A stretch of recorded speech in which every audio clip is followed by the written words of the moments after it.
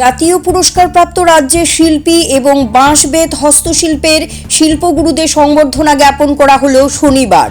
রাজ্য সরকারের শিল্প ও বাণিজ্য দপ্তরের অন্তর্গত ত্রিপুরা ব্যাম্বু মিশনের তরফে এই সংবর্ধনা অনুষ্ঠানের আয়োজন করা হয়।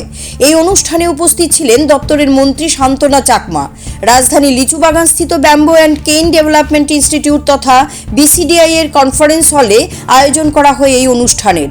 পাশাপাশি রাজ্যের শিল্পীদের হাতে তৈরি বিভিন্ন সামগ্রীর প্রদর্শনী করা হয়।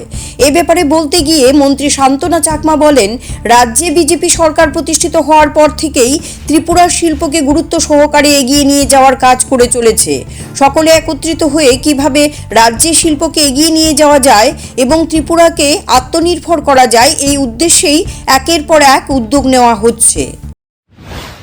শিল্পের ক্ষেত্রে যাতে আরো এগিয়ে যায়, যাতে করে আমাদের শিল্প হারিয়ে না যায়, আমরা চাই আমাদের ত্রিপুরা রাজ্য সমস্ত দিক থেকে এগিয়ে যাক এবং শিল্পকে আমরা গুরুত্ব দিচ্ছি।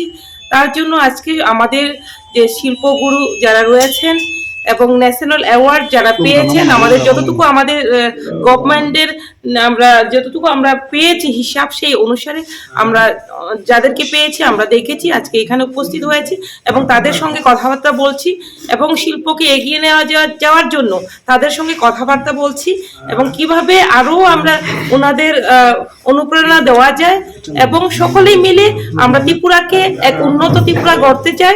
তার জন্য আজকে আমরা সবাই এখানে মিলিত হয়েছি এবং তাদেরকে সম্মাননা আমরা দিচ্ছি। সেটাই। CRI TV, channel for news and entertainment.